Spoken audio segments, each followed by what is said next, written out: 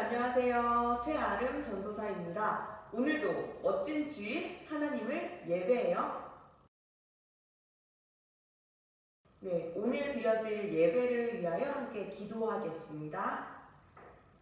사랑과 은혜가 충만하신 하나님 아버지 참 감사합니다. 오늘 이렇게 거룩한 주일을 허락하여 주시니 감사합니다.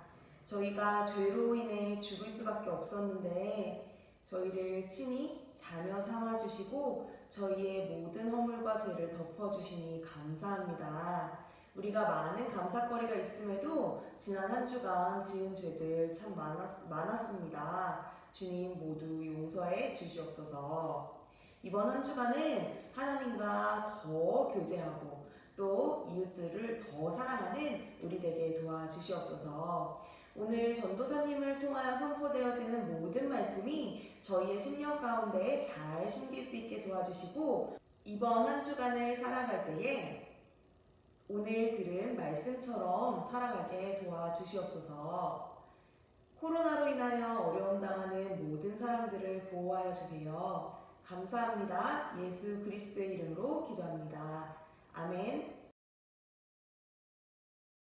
네, 우리가 오늘 함께 볼 성경 말씀은 에베소서 1장 4절 그리고 11절 말씀입니다. 우리 함께 말씀 읽어보겠습니다. 곧 창세 전에 그리스도 안에서 우리를 택하사 우리로 사랑 안에서 그 앞에 거룩하고 흠이 없게 하시려고 11절 모든 일을 그의 뜻의 결정대로 일하시는 이의 계획을 따라 우리가 예정을 입어 그 안에서 기업이 되었으니 에베소서 1장 4절 11절 말씀 아멘. 네, 오늘 말씀은 하나님의 영원한 계획이라는 제목으로 선포되겠습니다. 자, 우리가 지난 시간 배웠던 내용들을 복습해 보겠습니다. 우리는 왜 태어났죠? 하나님을 사랑하고 하나님을 자랑하기 위해서 태어났습니다. 그러면 하나님을 사랑하고 자랑하기 위해서는 어떻게 해야 하죠? 하나님이 주신 약속의 말씀, 성경 말씀을 보면 다 나와 있습니다. 성경 말씀에는 하나님이 우리에게 하시는 명령, 그리고 사람이 하나님께 올려드릴 믿음의 내용이 나와 있습니다. 그러면 하나님은 어떤 분이죠? 어떤 분이길래 우리가 하나님을 자랑하고 최고야 자랑하고 하나님을 사랑해야 하죠? 하나님은 영이십니다. 어떤 영이냐면 무한하고 한계가 없고 영원하고 변치 않으시는 그런 영이십니다. 하나님의 무한하고 영원하고 변치 않으시는 그런 속성, 그런 성격은 하나님의 존재하심 가운데 나타나고 또 하나님의 거룩하심, 하나님의 지혜로우심, 하나님의 공의로우심, 하나님의 진실하심, 하나님의 인자하심, 하나님의 능력에서 나타납니다. 그리고 하나님은 어떤 분이신가요? 이런 하나님이 세상에 한 분뿐인가요? 아니면 많은가요? 이런 신이? 하나님은 유일한 분이세요. 이런 유일한 하나님은 성부 하나님, 성자 예수님, 성령 하나님 이렇게 세 분으로 나뉩니다. 그런데 이 세 분은 한 하나님이세요. 바로 삼위일체이신 하나님입니다. 네, 우리가 여기까지 지난 시간에 쭉 배웠어요. 우리 모션으로 하니까 조금 더 잘 외워지나요? 네, 우리가 이렇게 계속 하나님에 대하여서 질문하고 답으로 듣고 하면서 공부를 하고 있는데요. 이 과정은 사랑하는 사람을 알아가는 과정과 비슷하다라는 생각을 합니다. 여러분, 한 그 사람의 인생 전체가 나에게로 들어오는 거다라는 말을 합니다. 이 한 사람을 알아가기 위해선 우리가 관찰을 해서 이 사람이 이런 성격을 가지고 있구나, 또 대화하면서 이 사람이 이렇게 살아왔고 이런 가치관을 가지고 앞으로 이렇게 살아갈 생각을 하는구나 라고 그 사람의 인생을 알게 돼요. 하나님을 알아가는 과정도 바로 이것과 똑같다고 생각됩니다. 우리가 지난 시간까지 하나님이 이런 성격을 가진 분이구나, 하나님이 이런 분이구나 라는 걸 알았어요. 오늘은 하나님이 어떤 생각을 가지고 있으신지, 왜 이 세상과 나를 만드셨는지, 어떤 계획을 가지고 있으신지, 그런 부분에 대하여서 계속 배워나갈 거예요. 오늘 우리가 할 질문은 이것입니다. 하나님이 이 세상을 향해서, 나를 향해서 가지고 있는 변치 않는 영원한 목적, 영원한 계획이 있으시대요. 도대체 그게 뭘까? 정답 먼저 말씀드리겠습니다. 하나님이 영광 받기 위해서 모든 일을 계획하시고 정하시고 그대로 행하신다. 다시 한번 질문해 볼게요. 하나님의 이 세상을 향한 변치 않는 영원한 목적은 무엇인가요? 하나님이 영광 받기 위해서 이 세상의 모든 일을 계획하시고 정하시고 일하시고 계십니다.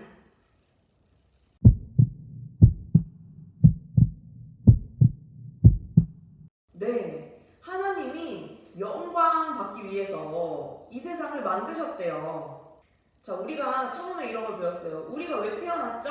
우리 입장에서 하나님을 높이고 하나님을 사랑하고 하나님을 최고야라고 높이기 위해서 태어났다고 했어요. 하나님의 입장에서 보면 하나님은 이 세상과 나를 왜 만드셨을까? 인간을 왜 만드셨을까요? 바로 이 사람이 올려드리는, 이 세상이 올려드리는 찬양과 사랑과 영광을 받기 위해서 이 세상을 만드셨다 라고 성경은 이야기하고 있습니다. 하나님은 이렇게 내가 영광을 받아야겠다 라고 마음을 작정하셨어요. 그리고 내가 어떻게 하면 영광을 받을 수 있을까 하고 놀라운 계획을 세우셨대요. 우리 말씀을 보면서 자세히 알아보도록 해요. 오늘 읽은 성경 본문의 말씀입니다. 곧 창세 전에 그리스도 안에서 우리를 택하사 우리로 사랑 안에서 그 앞에 거룩하고 흠이 없게 하시려고 모든 일을 그의 뜻의 결정대로 일하시는 이의 계획을 따라 우리가 예정을 입어 그 안에서 기업이 되었으니. 네, 하나님께서 영광을 받기 위해서 이 세상을 만들고 나를 만들었는데 육하 원칙에 따라서 이 내용을 정리해 보도록 할게요. 자, 누가 삼위일체이신 유일하신 한 분 하나님께서 언제? 창세, 세상이 만들어지기 이전부터, 그러니까 우리가 태어나기도 훨씬 전부터. 어디서? 네, 예수님의 사랑 안에서. 무엇을? 모든 것에 대해서 우리와 이 세상과 모든 일과 모든 것 다 포함해서 모든 것. 어떻게? 삼위일체이신 하나님이 회의하시고, 회의라는 말이 좀 약간 어색하지만 논의하시고, 삼위일체이신 하나님 세 분이 동시에 계획하셨다는 거죠. 유일한 한 분 하나님이 다른 어떤 것에 도움을 구하지 않고 완벽한 그의 지혜로 회의를 해서 완벽한 계획을 세우셨다. 왜? 하나님 자신이 영광 받기 위해서. 이 세상을 향한 하나님의 영원하고 변치 않는 계획이 있으신데, 그것은 바로 삼위일체이신 하나님께서 세상을 만들기 훨씬 전부터 예수 그리스도 안에서 삼위일체 하나님의 지혜로 계획하시고 결정하시고 그대로 실행하셨습니다. 왜? 하나님이 영감받기 위해서. 여러분, 이 사실이 믿어지나요? 전도사님은 깨달았어요. 내 인생이 내 마음대로 되지 않았던 이유가 바로 이거였구나. 내 인생이 내게 아니고 하나님 거였기 때문에 그런 생각을 하게 되었어요. 전도사님이 뭔가를 이렇게 계획을 하다 보면요, 전도사님의 생각과 가치관이 그 계획서 안에 들어가게 되고 그 계획대로 행동을 하다 보면 전도사님의 가치관대로 행동하게 되더라고요. 하나님도 하나님의 계획에서 하나님의 생각이 그대로, 하나님의 속성이 그대로, 하나님의 가치관이 그대로 드러나요. 우리가 하나님은 어떤 분이시죠? 라고 했을 때 하나님은 영인데 무한하고 영원하고 변치 않는 영이십니다 라고 하나님을 설명했어요. 이런 하나님의 성격이 하나님이 세우신 계획 안에 그대로 있어요. 그래서 이 계획이 영원하고 한계가 없고 변치 않는 완벽한 계획이라는 겁니다. 자, 근데 하나님이 세우신 이 계획이 나 최아름이 태어나기 이전부터 이 세상이 만들어지기 이전에 이미 완성됐다고 했어요. 이런 생각이 들어요. 내가 1984년에 신당동에서 엄마 김은희, 아빠 최연순 밑에서 태어나서 하나님을 모르고 살다가 대학교 때 하나님을 만나고 또 2018년 12월에 가자제일교회에서 사역을 하게 되는 이 모든 게 그냥 그렇게 사라진 게 아니고 모두가 완벽한 하나님의 계획이었다고? 여러 가지 생각이 들었어요. 이미 정해져 있다면, 결과가 이미 정해져 있다면 나는 기도를 왜 하는 거야? 내가 알기로는 하나님이 우리에게 자유의지, 내가 선택할 수 있는 그런 권리를 주셨다고 하는데 지금 하나님이 모든 것을 정해놨다고 하면 이 말과 이 말은 서로 맞지 않는 말이잖아. 이게 말이 돼? 그리고 아담과 하와가 타락한 거, 아담과 하와가 선악을 알게 한 다음에 열매를 먹은 거를 이미 하나님께서 계획하셨다면 하나님은 선한 분 맞아? 하나님이 아담과 하와를 사랑하는 거 맞아? 이런 의문이 들었어요. 이 설교를 듣는 친구들도 그런 생각을 동일하게 할 것 같아요. 그래서 오늘 전도사님이 공부하고 생각한 내용을 함께 나누어 보고자 합니다. 먼저 기도에 대해서 한번 살펴볼게요. 이런 생각을 했댔어요. 아니, 하나님이 다 정해놓으셨으면 하나님이 다 알고 계시고 하나님이 다 계획하신 거면 우리는 왜 기도해야 하죠? 신약성경 마태복음에 이런 내용이 나와요. 외식하는 자들, 막 티내면서 거치대로 기도하는 자들이 나옵니다. 예수님은 이 사람들을 보면서 야, 본받지 마라. 그런 사람들 본받지 마라. 네가 그렇게 기도 안 해도 나는 이미 네가 뭘 기도할지 다 알고 있어. 하나님은 다 알고 계셔 라고 이야기하고 있어요. 한번 볼게요. 마태복음 6장 8절 말씀입니다. 그러므로 그들을 본받지 말라. 구하기 전에 너희에게 있어야 할 것을 하나님 너희 아버지께서 아시느니라. 마태복음 6장 8절 말씀. 아멘. 하나님께서 우리의 필요, 우리가 필요한 것들을 이미 아신다는 거예요. 그런데요, 예수님은 야, 하나님께서 너희의 계획과 너희의 기도, 필요를 다 아니까 기도하지 마 이렇게 말한 게 아니에요. 바로 그 다음 구절에 이렇게 얘기해요. 그러므로 너희는 이렇게 기도하라 라고 하면서 우리가 지난 9월 한 달 동안 미션 수행했죠. 주기도문을 조르르르르 말씀하시는 거예요. 하나님께서 우리의 모든 필요와 우리에게 가장 좋은 것이 무엇인지를 다 알고 계획하고 계시지만 너희의 기도를 내가 원한다 라는 말씀을 하고 계시는 거예요. 하나님의 마음이 어떤 마음일까 생각을 해보니까요, 이런 마음일 것 같아요. 전도사님 일터에서 이렇게 편지를 주고받는 아이가 있어요. 이 아이는 전도사님한테 편지를 주고 전도사님은 이제 답장을 써줘요. 아이에게 필요한 것은 내 답장, 내 편지라는 거를 나는 알고 있어요. 그리고 내가 편지를 써주면 이 아이가 행복해한다는 것도 전도사님은 알고 있어요. 그렇지만 전도사님은 먼저 잘 써주지 않아요. 왜냐? 이 아이가 이모 편지 써주세요 라고 하면서 아이의 마음이 담긴 이 편지를 나한테 전해주는 그것도 너무 좋고, 아이의 마음 확인하는 것도 너무 좋고, 그 아이가 너무너무 귀여워요. 그래서 얘랑 대화하는 것도 좋고, 이 모든 과정들이 너무 즐거워서 전도사님 먼저 써주지 않아요. 받고 답장을 써줘요. 하나님 마음도 이렇지 않을까라는 생각을 합니다. 하나님이 충분히 우리에게 기도 응답해 주실 수 있고, 우리에게 필요한 것을 바로 주실 수 있어요. 그렇지만 하나님은 우리와 교제하는 걸 너무 즐거워해서, 우리랑 사귀는 거, 우리랑 대화하는 거, 우리랑 시간 보내는 걸 즐거워해서 그걸 줄 수 있지만 우리가 기도하기를 원하시는 거. 하나님도 이런 사랑의 마음인 것 같아요. 우리에게 필요한 것, 우리가 원하는 것을 하나님은 알고 계시지만 우리와 이 사랑의 교제, 사랑의 사귐을 하고 싶은 거예요. 그 시간이 너무 즐거우신 거죠. 그리고 기도에 대하여서 또 이런 생각을 해보았습니다. 하나님이 다 정해놨으면 내가 기도를 왜 해? 라는 질문에 내 저 밑에 있는 생각은 뭐였냐면,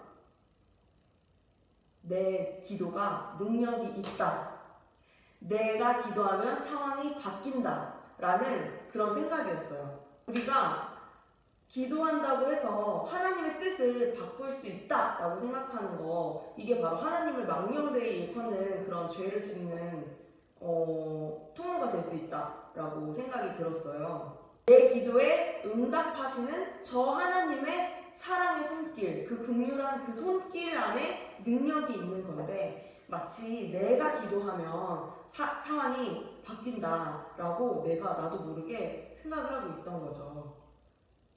그래서 내가 하나님이 다 알고 계시고 다 작정하고 계신데 내가 기도한다고 내가 왜 기도해야 돼? 이렇게 생각하는 것 자체가 사실은 되게 위험한 생각이었구나, 위험한 질문이었구나, 이런 생각을 또 하게 되었습니다. 나를 사랑하시고 나랑 사귀기를 원하시는 그 하나님의 그 사랑의 손길, 이 손길에 능력이 있는 것이지 내 기도에 능력이 있는 것이 아니다.